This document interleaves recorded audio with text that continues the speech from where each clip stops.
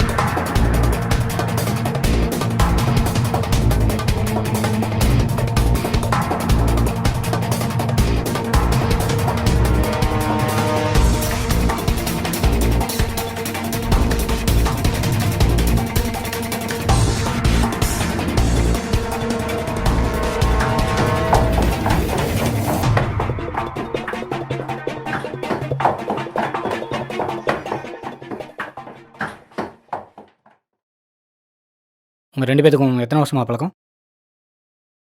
எங்கள் 2 பேருக்கும் ஒரு 7 வருஷம் நட்பு சார். எங்கே போனாலும் ஒன்றா தான் போவோம். எங்கே சுற்றினாலும் ஒன்றா தான் சுற்றுவோம். இதோ 4 நாளைக்கு முன்னாடி எடுத்த ஃபோட்டோ.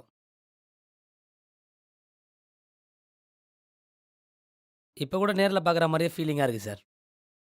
அவன் தனியாக சுற்றுற நேரமாக பார்த்து யாரோ போட்டிருக்காங்க சார்.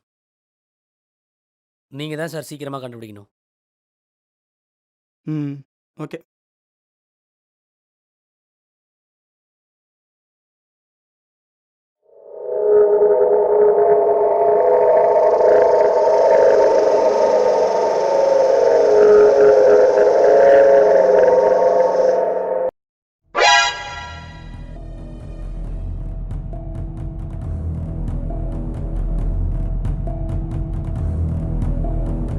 யோ, அந்த ஃபோன் எடு.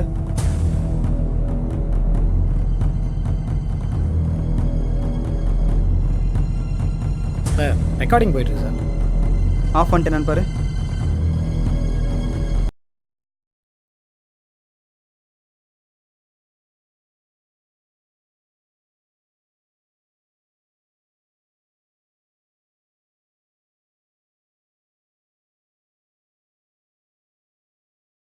என் பேர் பத்ரா.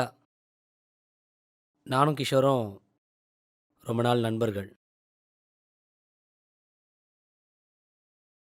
ஒரு நாள் சரக்கு அடிச்சிட்டு இருக்கும்போது நிறைய பணம் வேணும்னு கேட்டு என்னை பிளாக்மெயில் பண்ணான். போதையில் நான் அவனை அடித்தேன். அவன் அங்கேயே செத்துட்டான். அதை நினச்சி தினம் தினம் பயத்தில் செத்துக்கிட்டு இருக்கேன். இதுக்கு மேலே இருந்தால் கண்டிப்பாக மாட்டிப்பேன். அதனால்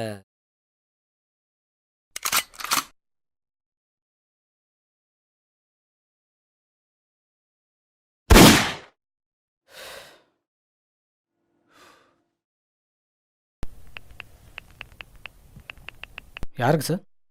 இன்ஃபார்ம் பண்ணிடலாம். ஹலோ. சார், பத்ராவை தேடி வந்தோம். ஆனால் அவன் செத்து கிடக்குறான். ஸ்பாட்டில் தான் இருக்கேன். Suicide sir. அவன் செல்லே அவன் மரண வாக்குமூலம் கொடுத்துட்டு செத்துருக்கான். Okay sir. சரி.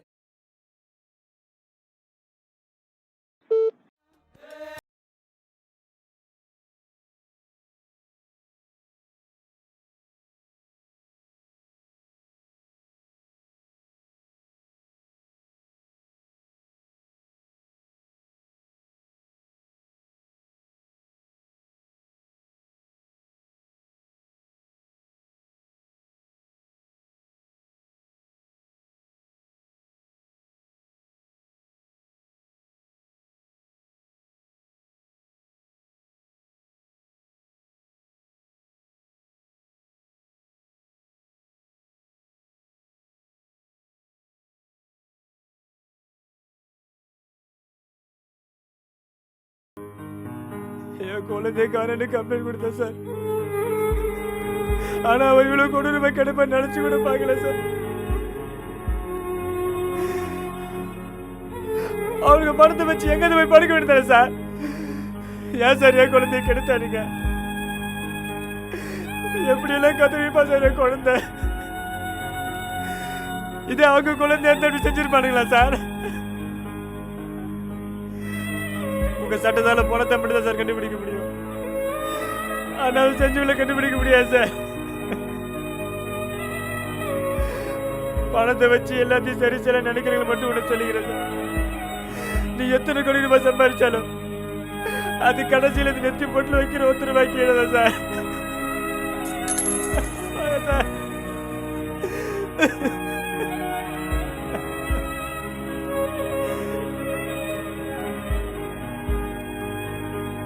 இந்த குழந்தையோட மரணம் எங்களை ரொம்பவே பாதிச்சது.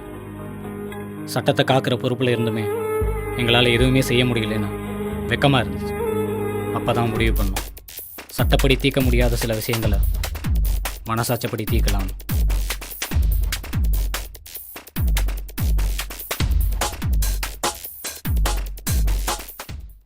தனிப்பட்ட முறையில் ரூபாவோட கேஸை விட்ட இடத்துலேருந்தே நாங்கள் விசாரிக்க ஆரம்பித்தோம். இதை ஒரு போலீஸ்காரனா இல்லாட்டியும் ஒரு பொறுப்புள்ள மனுஷனா இந்த சமுதாயத்தில் அக்கறை உள்ள ஒருத்தனா செய்யணும்னு நினச்சோம்.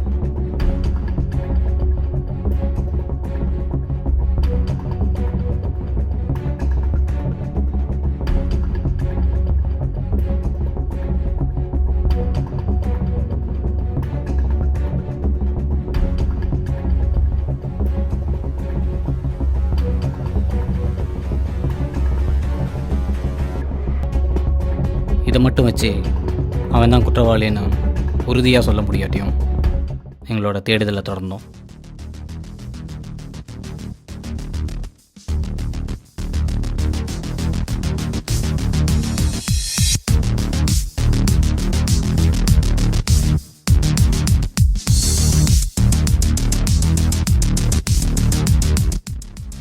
அபிமானத்தில் தேட ஆரம்பித்த நாங்கள் ஒரு கட்டத்தில் இவன் தான் அப்படின்னு உறுதி பண்ணோம்.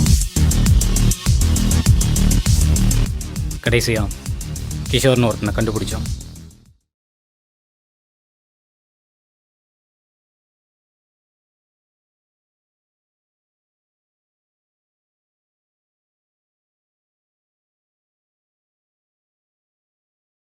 டேய் நில்லா, என்ன சார், ஏன்டா அப்படி பண்ண?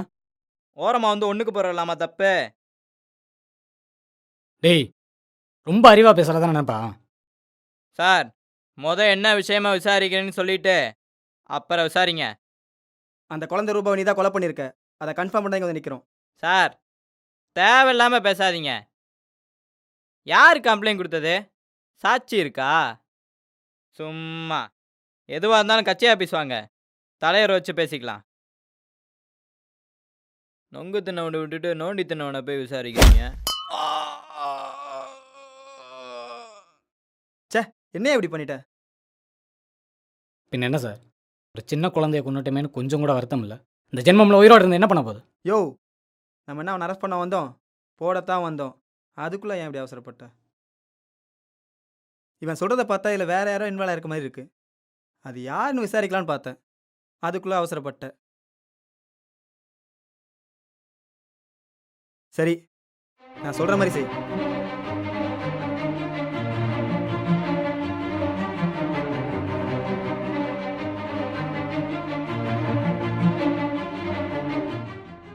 நாங்கள் பிளான் பண்ணபடி அதை ஒரு கொலையாக மாற்றணும். அதை நாங்களே இன்வெஸ்டிகேஷன் பண்ண ஆரம்பித்தோம். கிஷோரோட க்ளோஸ் ஃப்ரெண்டு பத்ரா, அவன் மேலே டவுட் வந்துச்சு. பத்ராவை மீட் பண்ணி அதை கன்ஃபார்மும் பண்ணிட்டோம். சார், என் ஃப்ரெண்டை நான் கொல்லவே இல்லை. நீங்கள் தேவையில்லாமல் கூட்டின்னு வந்து என்ன விசாரிச்சுட்டு இருக்கீங்க. டேய், உன் ஃப்ரெண்டை போட்டதே நாங்கள் தான், இப்போ உன்னை போட போகிறதும் நாங்கள் தான். என்னையுமா? எதுக்கு? நாங்கள் என்ன பண்ணோம்? இந்த விஷயம் மட்டும் எங்கள் தலைவருக்கு தெரிஞ்சால் என்ன நடக்கும்னு தெரியும்ல. என்கிட்ட எச்ச பொறிக்கு நாங்களா? எத்தனை பேரை தாண்டா உங்களை மாதிரி ஆளுநரை காப்பாற்ற வேண்டியது இருக்கு? ஆ, பொண்ணுங்க கிளவிங்கன்ட்டு பச்சை குழந்தைங்களோட விட்டுக்க மாட்டீங்களே. எல்லா தப்பையும் செஞ்சுட்டு ஏதாவது கச்சி மயிறு மட்டன்னு பின்னாடி போய் ஒழிஞ்சிக்க வேண்டியது. இருக்க செல்வாக்கை பயன்படுத்தி வெளியே வந்துட வேண்டியது. தப்பு பண்ணவங்களை அரெஸ்ட் பண்ணால் அரசியல்வாதிக்கு பதில் சொல்லணும், பண்ணலன்னா பப்ளிக்கு பதில் சொல்லணும்.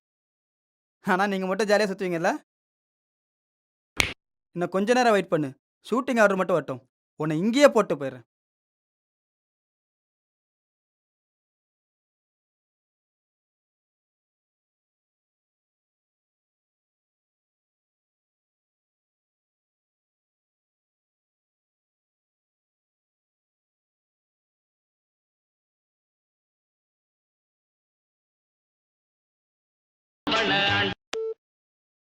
ஹலோ, சொல்லுங்கள். சார் உள்ளே பேசிகிட்டு இருக்கேன் சார். சரி. Okay sir. சரி சார். Okay sir. சார் ஒரு நிமிஷம்.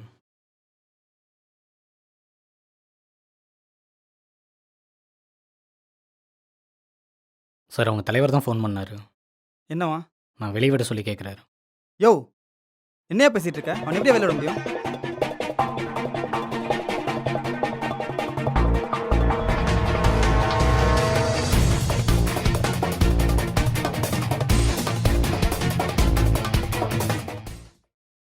என்னமோ பண்ணு.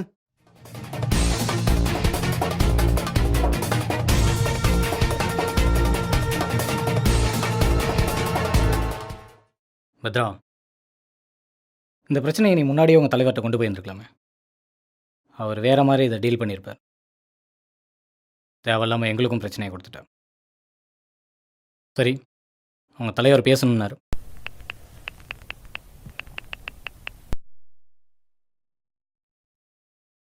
ஹலோ சொல்லியா? சார், பத்ரா லைனில் இருக்கான், பேசுங்க.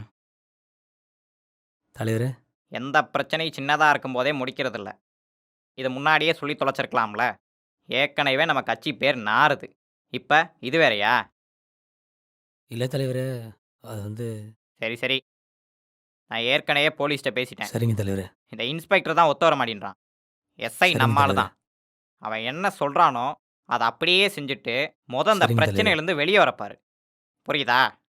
சரிங்க தலைவர். இன்னைக்கு நைட் நீ வேறு ஸ்டேட் போகிறதுக்கு எல்லா ஏற்பாடும் ரெடியாக இருக்கு. ஓகே எஸ்ஐ, முடிச்சுட்டு வந்து என்ன பாரு. Okay sir, thank you. நான் சொல்கிற மாதிரி ஒரு வீடியோ மட்டும் க்ரியேட் பண்ணி கொடுத்துட்டு கிளம்பி போயிட்டே இரு. ஏன்னா நீ கிளம்பி வேறு லைஃப் போயிடுவேன். நாங்கள் இந்த கேஸை க்ளோஸ் பண்ணாமல் இருக்க முடியாது இல்லையா? ஸோ உன் ஃப்ரெண்டு கிஷோரை நீ தான் கொன்ன. இப்போ மனசாட்சிக்கு பயந்து நீயே சூசைட் பண்ணிக்கிற அப்படின்னு சொல்லி ஒரு வாக்குமூலம் மட்டும் ரெடி பண்ணி கொடுத்துட்டு போயிரு. பயப்படாது. கன்று லோட் பண்ணல, எம்டி தான். புரியுதா?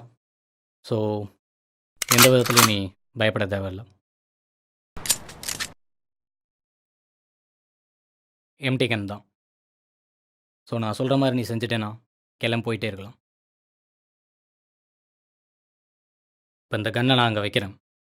மொபைலை கொண்டு வந்து அங்கே வச்சுட்டு இந்த கன்னை எடுத்துகிட்டு ஸ்டார்ட் பண்ணிடு.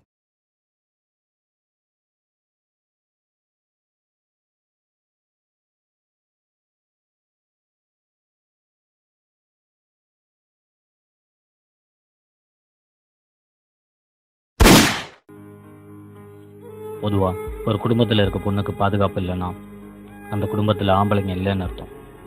அதுவே